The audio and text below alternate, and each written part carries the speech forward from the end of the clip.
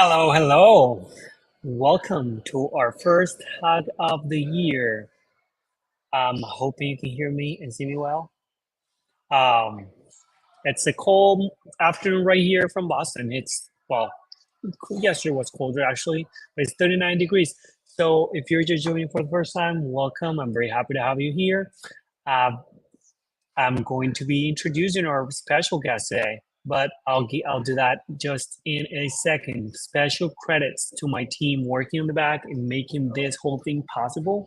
I will do the easy job to just join here and share with you what I do and the knowledge I've gathered from my work and what I do on my day-to-day basis, right?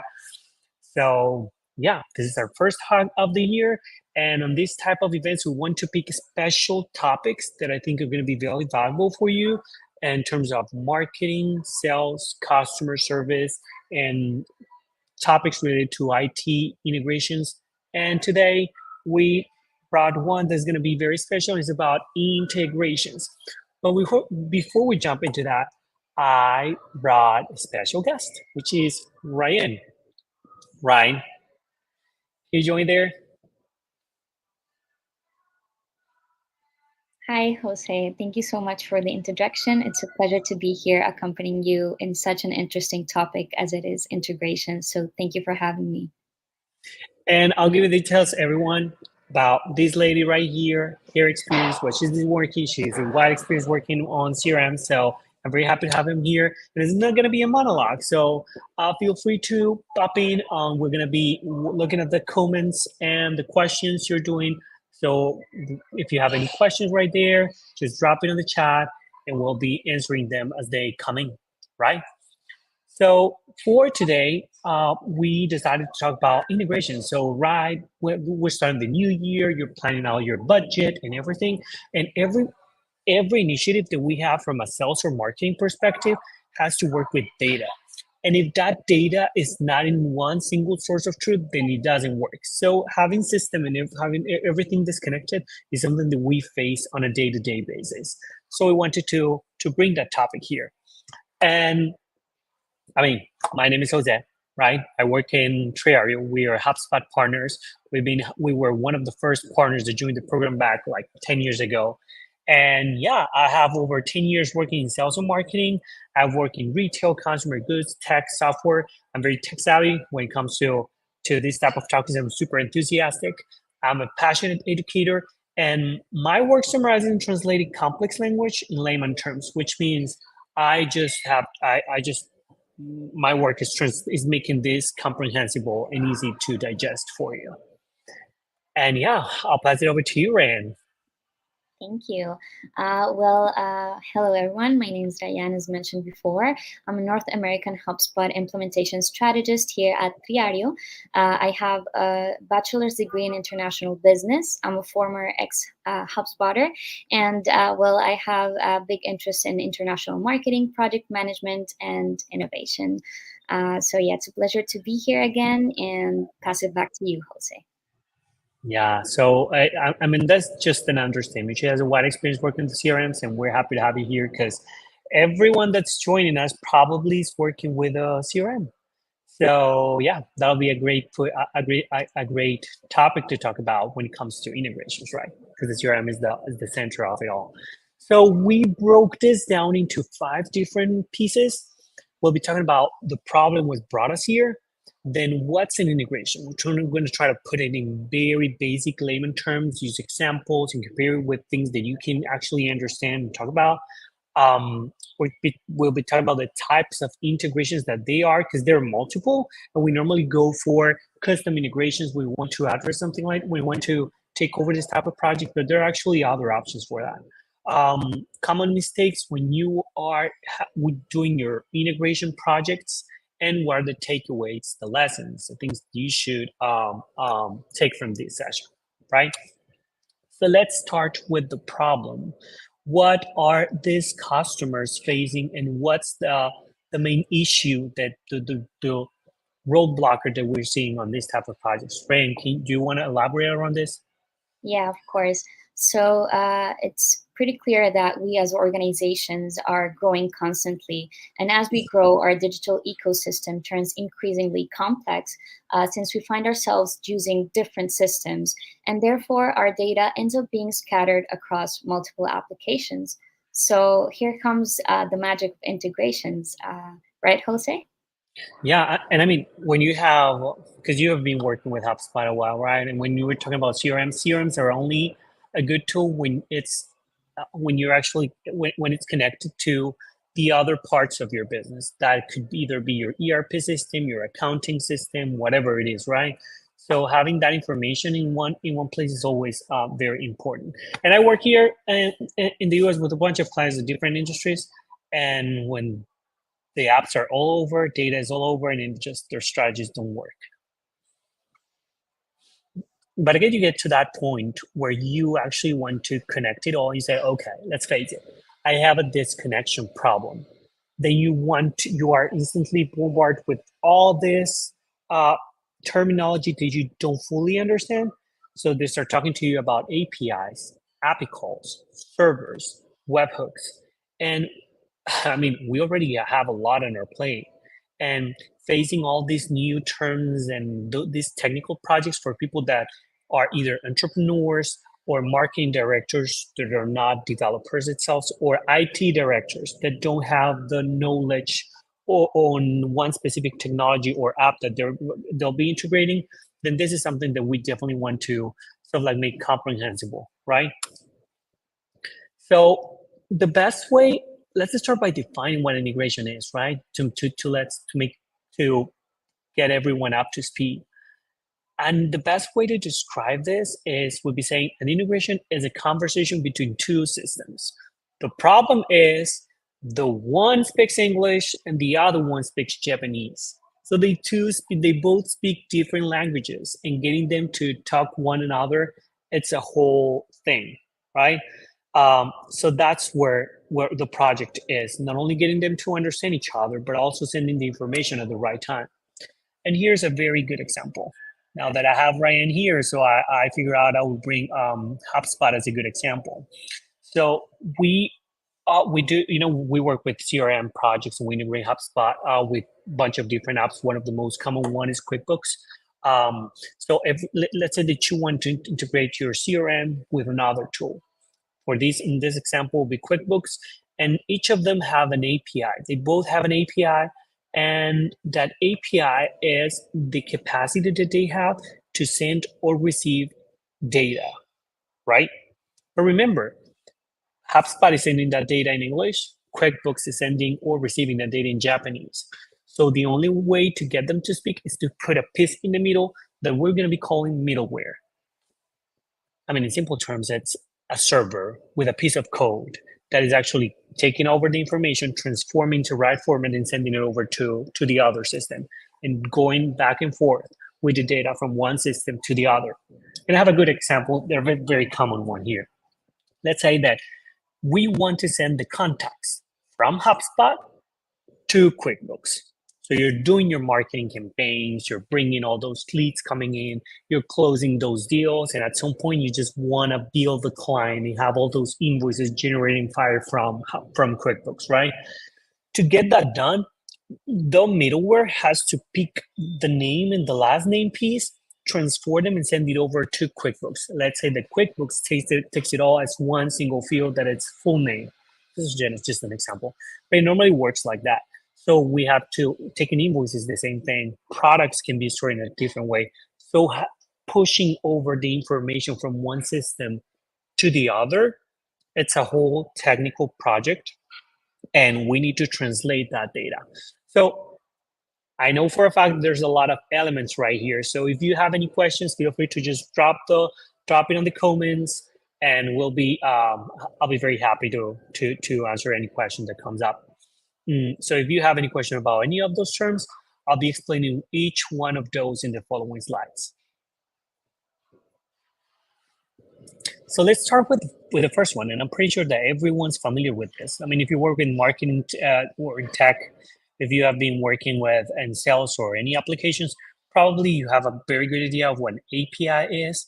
But I've noticed that we don't fully understand what API is, what an API is. So API is an electricity outlet, right? It's the ability to send or receive data to or from an external system. Is the outlet, right? But that outlet can either be open, closed, or inexistent, right? If it's inexistent, it means that there's no outlet, right? If it's open, it means that it's ready and you don't need help from anyone else to just connect it. If it's closed, there's a typo right here. If it's closed, then it means that you are not able to connect there unless someone from inside that company, inside that app, allows you to get in. Some uh, applications like SAP have closed APIs. It means that the only way that you can integrate is knocking at the door, tapping the shoulder, and say, "Hey, I need to integrate my app with someone else," and you have to either purchase another product or get them internally to open that app for you. So having open APIs is good, but it is not enough.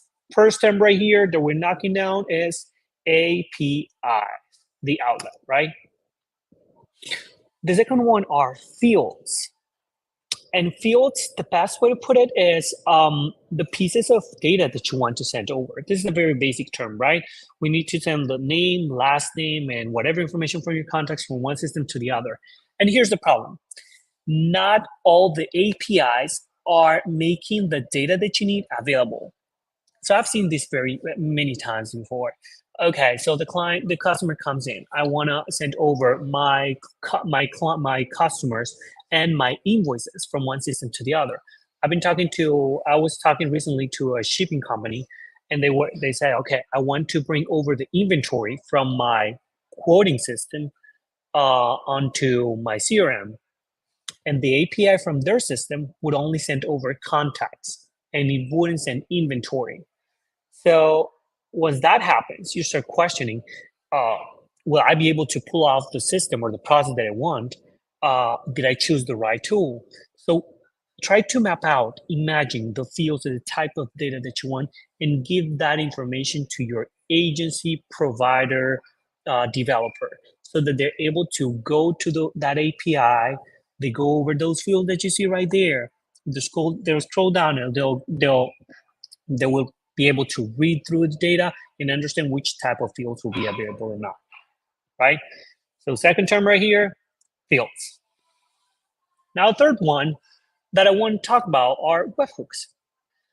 Best way to put it, webhooks are triggers, which is what sends or what fires the integration. This feature is not always available. It's the capacity that a system has to send information in real time.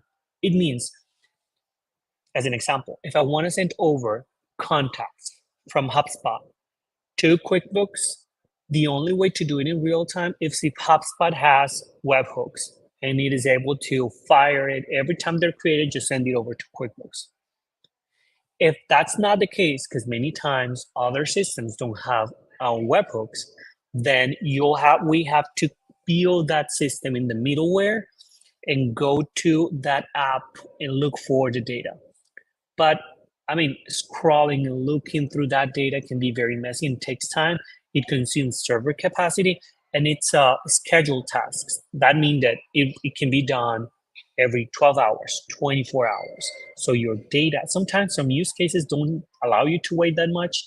If you want to fire an invoice right away, or you want to build a quote, or your customer is waiting for I don't know, for the bill or whatever, then you probably want to have that in real time. So there are very time sensitive pieces of your sales and marketing process. So you need to figure out if your system has a webhook or not. Remember, if one app of the two that you're integrating don't have webhooks, then your data won't be integrated in real time. That's something you need to know. And yeah, those are the three pieces right there: APIs, fields, and webhooks, to kind of like have a very clear understanding. There's much more than this. There's code that we develop. There's the languages that we use. There's the structure that we use. But this is the most important piece that you need to know to be able to have a decent conversation with your developers, right? And here we come to the cost structure. right? When we're building these type of projects, we're talking about development and creating this integration, putting it live. But something we don't only not always talk about is server and monthly costs.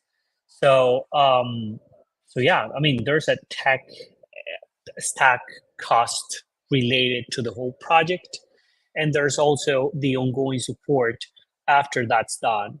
So I've noticed that most of our customers that come in, they expect just to be live and work like and be available and working, and the uptime be 100% forever, right? But it doesn't work like that. Every time that either system A or system B they perform or do any changes on their APIs that may affect the way that the integration is working. So we don't want to we want to keep the uptime of that integration. And there's a question right here. So Jessica is asking if my specialty is not development. The typical thing happens, which is asking for X and receiving Y. How can I precise instruction to the developer about what I need? Okay, that is very. I mean, that's very interesting because normally that is the case. Most of our customers are not developers, right? And they come over and give us a very wide or broad idea of what they want. They say, you know what? I need contacts, right? I need invoices. I need deals coming over. I need jobs. I need the inventory. I need my products from here to there. That normally would be enough if you have understanding of what you need. I mean, you might have an idea that you need the name, last name, but if there's a specific piece of data that is non-negotiable, point it out.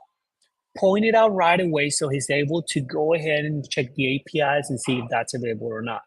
Because chances are most of the data is available, but sometimes it is not. So you want to avoid and save the trouble, right? Thank you, Jessica, for that question. If you have any other questions, just drop it there. We'll be covering those as we go through the presentation. Okay. So now that we are talking about the cost structure, we're talking about development, which is normally the largest piece, the server monthly cost, which is normally a couple $100 per year. That's not a lot. And the ongoing support that it varies according to your agency. I wish I could give you a range of development prices, but every integration is a whole different world. I mean, it depends on how complex it is, the use case, and the type of data. If it's there's that data has to be transformed and how from one system to the other one. So, but I can tell you that it's always a number above the I would say 8K, 9K. That's like the cheapest integrations I've seen. And I've worked with different agencies in the past and I've seen these projects hundreds of times. So that's like, I mean, integrations are always the things to consider, right? But we'll put it right here. Because normally when you go for integrations, you only consider one type of integration, but there are actually different paths or way where you can work with this projects. So I brought three examples right here. The first one are custom developments. The second one are pre-built apps like Zapier, right? And the third one are specialized apps, which is so a good example is our integrator. We do have an integrator that works very similar to how Zapier does, but it only works with HubSpot CRM. That means that we are able to just connect it with anything and build those use cases. But the differences are there. So monthly payments.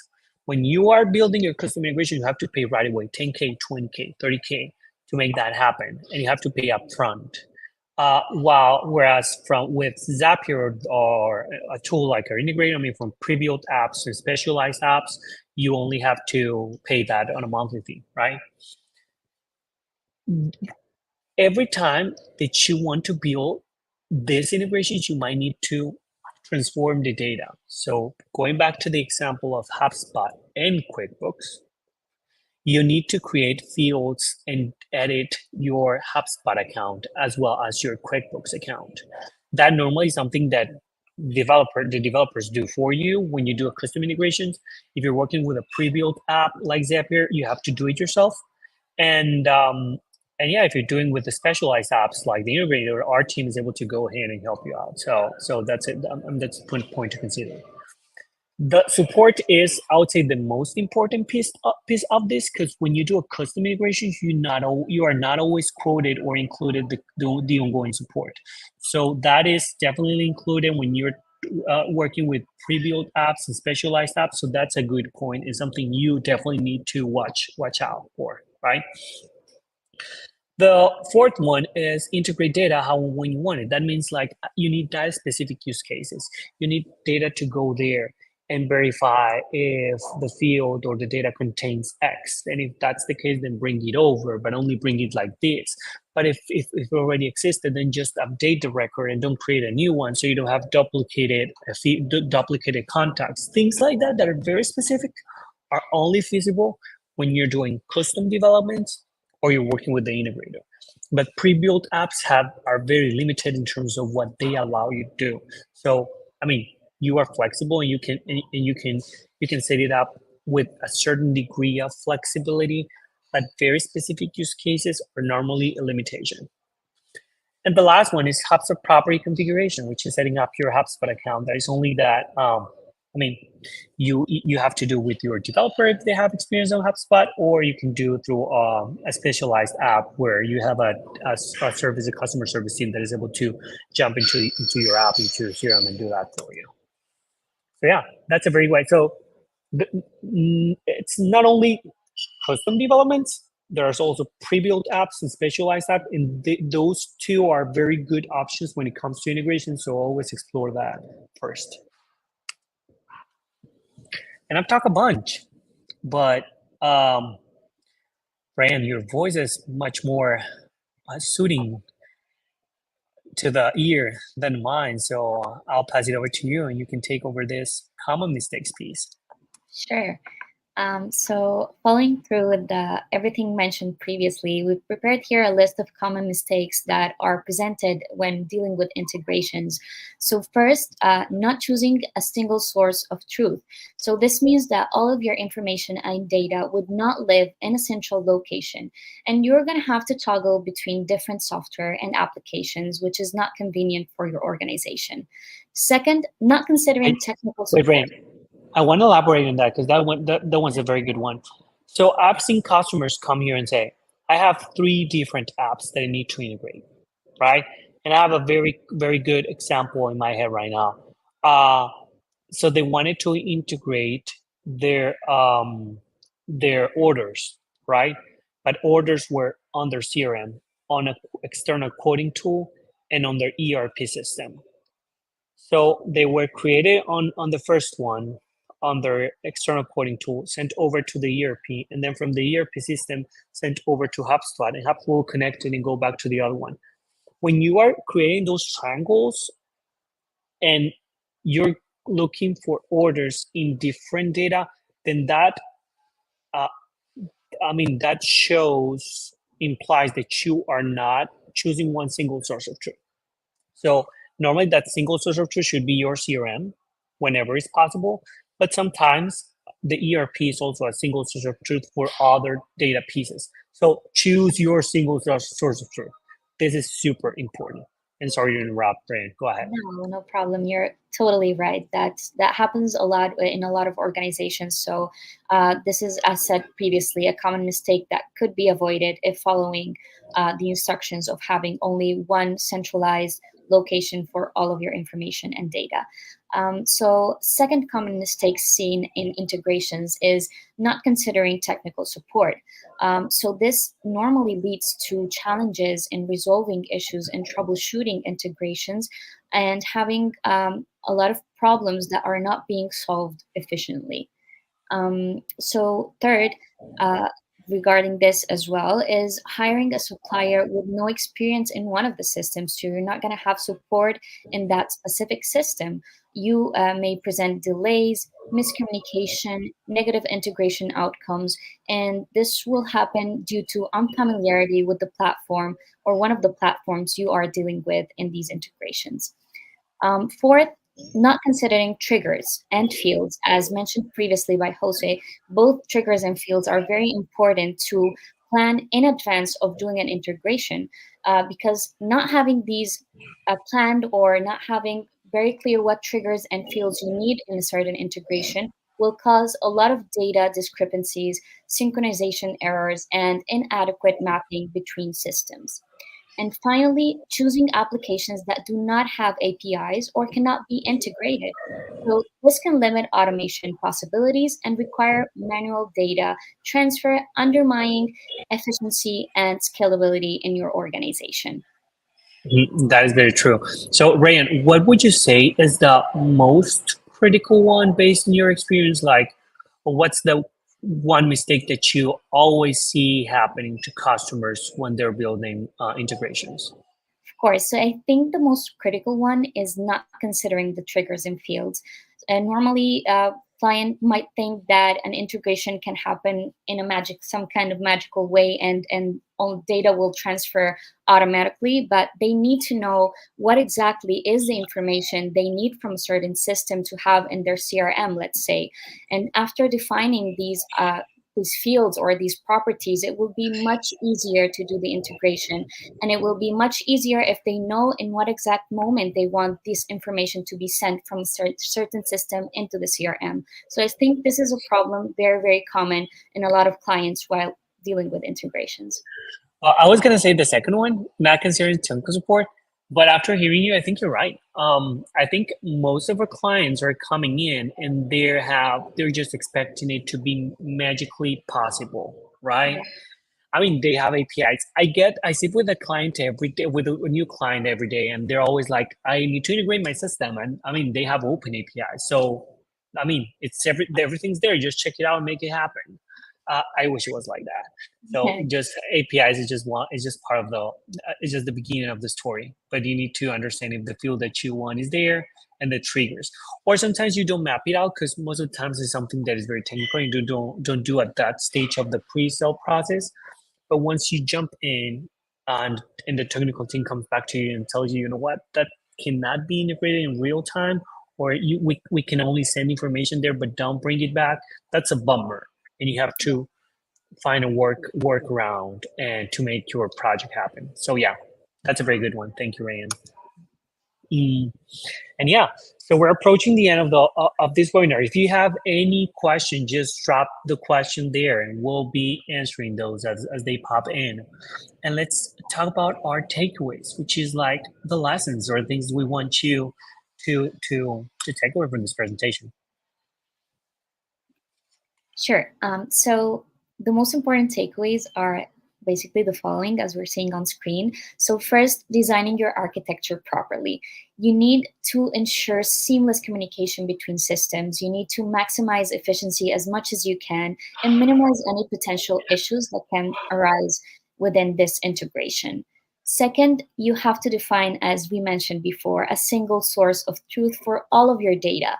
This will centralize data management, reduce redundancy, and enhance data accuracy and consistency across all of your organization.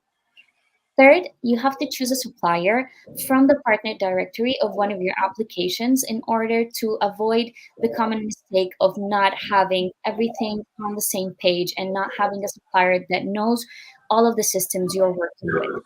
Yeah, I mean, I wanna just double click into that because this is very important. I mean, of course, we are partners of HubSpot and we're in the directory of HubSpot, so that's something like we're used to. But I'll tell you, I want the people in our audience to sort of like understand this a little bit more. When you hire an external provider that don't have the experience working with one of those systems, then chances are the integration will be storing data in undesired formats. I'll give you a very good example. If you're working with a CRM, you have your deals or your section where you store information about your deals and your orders, and you can store the value of those orders in, I would say, 10 different ways. But only one will allow you to pull up reports uh, later on and have reports on those orders correctly. If you're storing on the other 9 spots, then reports are not going to work out. So I mean, and you're not supposed to know that unless you have been working with the tool for a while. So that's why you want to hire a provider that has the experience working with that tool. And sorry to interrupt you, Ryan, but I had to pop in. No problem. That's totally okay. And exactly, you're exactly right in every thing you just mentioned. It's very important to keep that in mind. So, following with the rest of takeaways, so we should evaluate ongoing support. Just keep that in mind. This will guarantee timely assistance and troubleshooting in the most efficient way possible. And it's crucial for maintaining uninterrupted integration operations you might be having in your organization.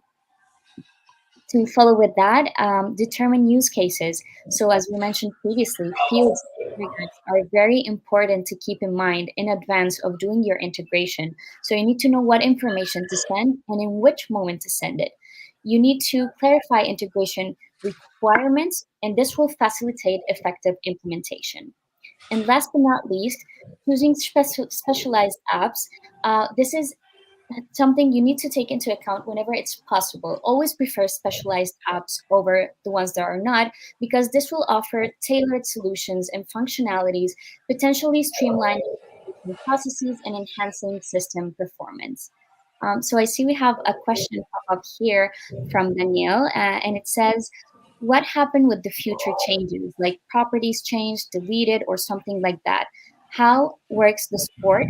Is it my responsibility, or there are a team that collaborates with the issue?" Would you like to go ahead and answer that, Jose?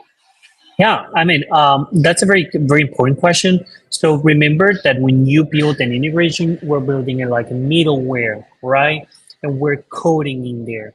So once that is set up, your integration is live.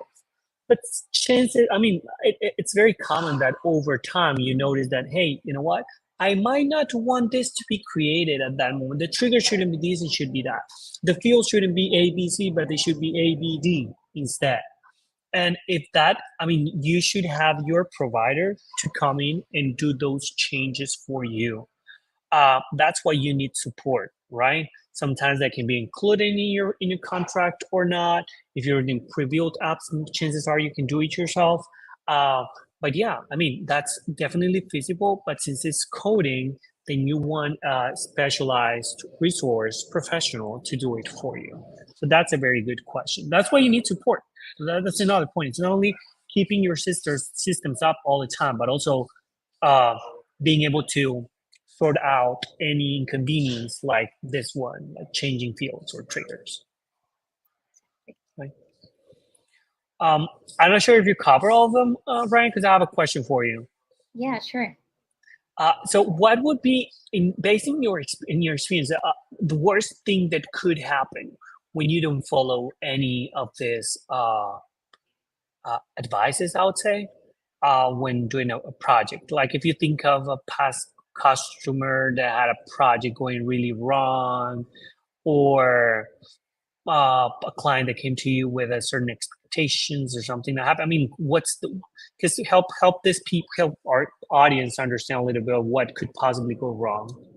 Yeah, of course.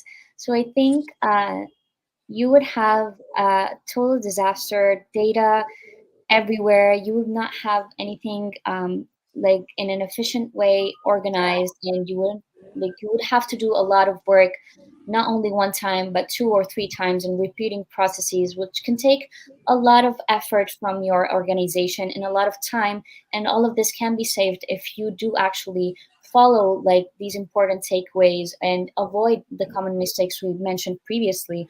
So a lot of clients want these processes to happen in the fastest way possible, but when they come here and you see there's no planning, there's no definition of triggers and fields, there is no taking account support or taking into account any kind of support, not only from like suppliers, but also taking into account maybe knowledge based articles or anything that could be helpful in the planning position or of their process. I think this is where clients come to see that this is not a matter of doing things as fast as possible. It's a matter of doing things in a very organized way and trying to follow these instructions in the best way possible to have the best outcome for the organization. Yeah, I have three very clear examples of consequences that could possibly go wrong, and it's very aligned to what you're saying. The first one are duplicate records, right? It means that if you do it wrong, then your records are going to be duplicated. Maybe you'll have one contract created twice, one order created twice, one invoice created twice, and then we're going to build reports. That's a whole mess. Yeah. That's the first one. The second one that could possibly go wrong is you would have to exceed your budget and unexpected yeah expenses, or I mean you already paid for this and you have to pay for something you didn't anticipate. That is, I would say, the most common one, because you have to make changes over time things, and you had the directors board approve this budget. Now you have to come back and say, hey, we might need some additional budget for this, and you definitely don't want to go through that. And the third one, which is, I mean, the least common one, but something very important. I've seen customers come to us, tell us the person that was previously on this role was not delivering results because they didn't have information connected. So you don't want that person to be, you want to keep and succeed in your position. And Jessica is giving us a question right here. So the WooCommerce integration did not charge taxes to the payment platform and as a heyday, for example. I was like, yeah, that's a very good example. So you are integrating those two systems, and I've heard that before, by the way. And maybe you're pushing over that information and you send it all, but you didn't never told the developer. You didn't see if sending the field of the tax was going right. So that's something you don't want to happen. And you don't want. I mean, I wouldn't want to be the marketing director of a company after integrating that. So Jessica, I hope you could sort that out. Yeah. So if you're there and anything of what we talked here resonates with what you're doing right now, then go ahead, visit our website. We have an integrator section where you're able to see what it does, how it works, and leave us your information. You want to get in touch, and we can evaluate if we can build that out for you using our integrator tool, which will save you the struggle, right? And that's pretty much it. We are very happy to have you here. I'm very thankful for having you, Rayan, here joining me on this session today. This was our first hug of the year, and we'll be having more of this, teaching you and bringing valuable content about integrations, marketing, sales, CRM.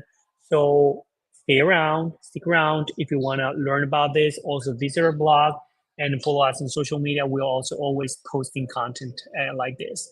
So thank you, Rayan, for joining us. Thanks to my team on the back, and we'll see you on our next hug. Have a wonderful rest of your day. Bye. Thank you. Bye.